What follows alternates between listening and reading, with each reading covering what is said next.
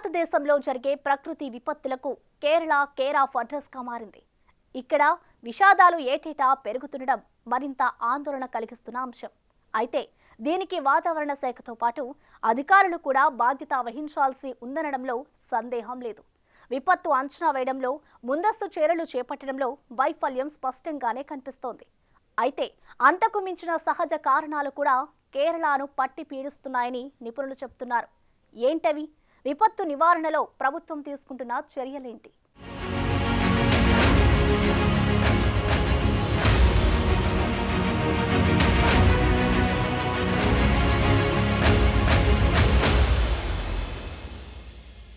కేరళలో ఈ స్థాయిలో ప్రకృతి ప్రకోపానికి కారణమేంటి అంటే వాతావరణ మార్పులే అని నిపుణులు చెప్తున్నారు. వాతావరణ నిపుణుల అభిప్రాయం ప్రకారం అరేబియా సముద్రం వేడెక్కటం వల్ల అనూహ్యంగా భారీ వర్షపాతం కారణంగా కొండచర్యలు విరిగిపడుతున్నాయని, అడవులు నరికివేతను నివారించకపోవటం వల్ల ఇలాంటి ఘటనలు చోటు చేసుకుంటున్నాయి అంటున్నారు.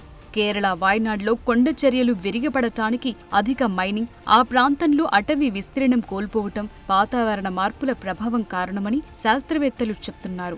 భారతదేశంలో కొండచర్యలు విరిగిపడే ప్రమాదమున్న జిల్లాల్లో వాయనాడ్ 13వ స్థానంలో ఉంది. శాస్త్రవేత్తల ప్రకారం కేరళ రాష్ట్రం ప్రపంచంలోని జీవ వైవిధ్యంలోని 8 హాటెస్ట్ హాట్స్పాట్లలో ఒకటిగా ఉంది. అలాంటి చోటును సరిగ్గా పరిరక్షించకపోవటమే ఈ విపత్తులకు కారణమని అంటున్నారు.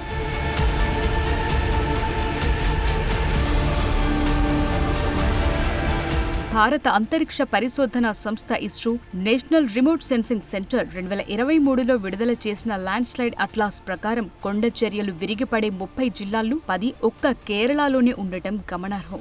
అలాగే తమిళనాడు, కేరళ, కర్ణాటక, గోవా, మహారాష్ట్రలో వ్యాపించిన పశ్చిమ కనుమలు, కొంకన్ కొండలలో 0.09 మిలియన్ చదరపు కిలోమీటర్లు కొండచర్యలు విరిగిపడే అవకాశముందని నివేదిక పేర్కొంది. అలాగే పశ్చిమ కనుమల్లో అధిక జనాభా, ఇబ్బడి ముబ్బడిగా పెరుగుతున్న గృహాల కారణంగా కొండమట్టి బలం కోల్పోతుందని నివేదిక పేర్కొంది. 2021లో స్ప్రింగర్ ప్రచురించిన ఒక అధ్యయనంలో కేరళలోని కొండచర్యలు విరిగిపడే ప్రాంతాలన్నీ పశ్చిమ కనుమల ప్రాంతంలో ఉన్నాయని, ఇడుక్కి, ఎర్నాకులం, కొట్టాయం, వాయనాడ్, కోజికోడ్, మలప్పురం జిల్లాల్లో ఇవి కేంద్రీకృతమయ్యున్నాయని పేర్కొంది. కేరళలో జరిగిన మొత్తం కొండచర్యల్లో 59% ప్లాంటేషన్ ప్రాంతాల్లోనే సంభవించాయని నివేదిక వెల్లడించింది.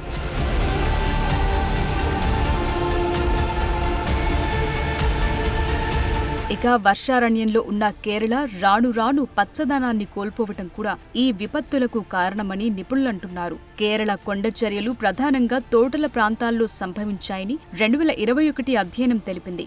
56% ప్లాంటేషన్ ప్రాంతాల్లోనే కొండచర్యలు విరిగిపడ్డాయని అధ్యయనంలో తేలింది. 2022 అధ్యయనం ప్రకారం 1950 నుంచి 2018 మధ్య వాయనాడ్ జిల్లాలో ఉన్న ప్రాంతాల్లో 62% అటవీ ప్రాంతం కనుమరుగైనట్లు తెలుస్తోంది. తోటల విస్తీర్ణం దాదాపు 1800% పెరిగినట్లు నివేదిక పేర్కొంది. ఇక international journal of environmental research and public health ప్రకారం 1950ల వరకు వాయనాడ్ మొత్తం విస్తీర్ణంలో 85% అటవీ ప్రాంతం ఉండేది. అది ప్రతి ఏటా తరిగిపోతూ వస్తుండటమే తాజా పరిస్థితికి కారణమని తెలుస్తోంది.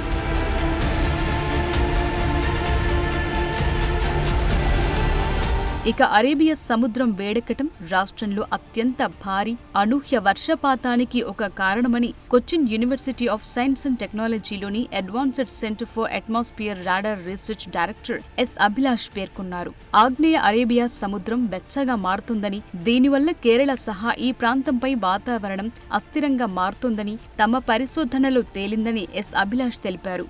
2019 కేరళ వరదల తరువాత డీప్ క్లౌడ్ సిస్టమ్స్ ట్రెండ్ కనిపిస్తోందని అభిలాష్ తెలిపారు. అరేబియా సముద్రం వేడెక్కటం వల్ల ఏర్పడిన మేఘ వ్యవస్థలు తక్కువ సమయంలో అతి భారీ వర్షాలకు కారణమవుతాయని, ఇది కొండచర్యలు విరిగిపడే ప్రమాదాన్ని పెంచుతుందని పేర్కొన్నారు. రుతుపవనాల ఆఫ్షోర్ ద్రోణి కొంకణ్ ప్రాంతాన్ని ప్రభావితం చేస్తోందని, దీంతో కాసర్గోడ్, కన్నూర్, వాయనాడ్, కాలికట్, మలప్పురంతో సహా పలు జిల్లాల్లో నేల మెత్తబడి చివరికి కొండచర్యలు విరిగిపడటానికి కారణమవుతున్నాయని తెలిపారు. అంతేకాకుండా శాస్త్రవేత్తలు ఆగ్నేయ అరేబియా సముద్రం మీదుగా పెరుగుతున్న చాలా తీవ్రమైన మేఘ వ్యవస్థల ధోరణిని గమనించారు. 2019లో చూసినట్లుగా ఇది కొన్నిసార్లు భూమిలోకి చొచ్చుకుపోతుందని అంటున్నారు.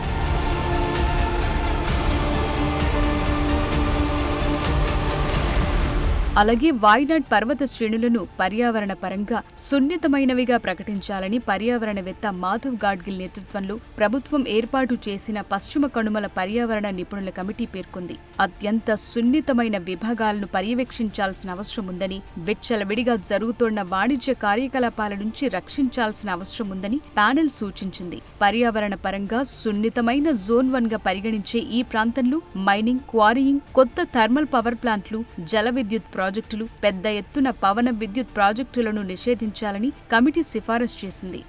అయితే రాష్ట్ర ప్రభుత్వాలు, పరిశ్రమలు, స్థానిక ప్రజా సంఘాల ప్రతిఘటన కారణంగా 14 ఏళ్లు గడిచినా ఈ సిఫారసులు అమలు కాకపోవటం ఇలాంటి విపత్తులకు దారితీస్తున్నట్లు తెలుస్తోంది.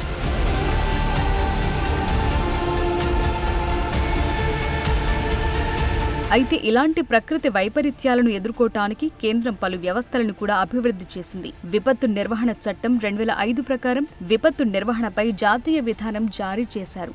మొదటి జాతీయ విపత్తు నిర్వహణ ప్రణాళికను నేషనల్ డిజాస్టర్ మేనేజ్మెంట్ అథారిటీ 2016లో జారీ చేసింది. దీన్ని 2019లో సమీక్ష తరువాత సవరించారు. సంబంధిత ప్రణాళికలు, ప్రాజెక్టుల్లో సంసిద్ధత, ఉపశమన చర్యలు, సామర్థ్య నిర్మాణ కార్యక్రమాలను ఏకీకృతం చేయడానికి ఎన్డీఎంఏ కూడా భారత ప్రభుత్వంతో పాటు రాష్ట్రంలోని వివిధ మంత్రిత్వ శాఖలు, విభాగాలు అనుసరించాల్సిన మార్గదర్శకాలను జారీ చేసింది.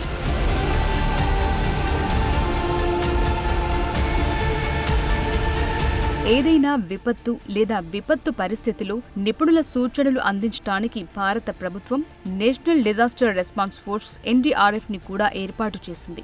వరదలు, కొండ చర్యలు విరిగిపడటం, భూకంపాలు, రసాయన వైపరీత్యాలు మొదలైన విపత్తుల కోసం రెస్క్యూ ఆపరేషన్లలో పనిచేయడానికి ఎన్డీఆర్ఎఫ్ తో పాటు రాష్ట్ర police, home guards, civil defence, fire services, NCC, ప్రభుత్వేతర సంస్థల వంటివి చాలా పనిచేస్తుంటాయి.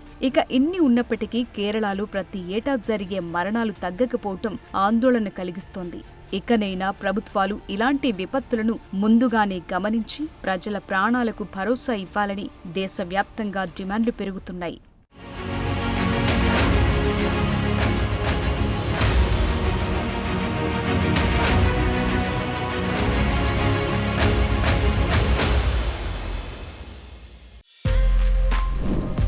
For more videos like this, subscribe Big TV channel.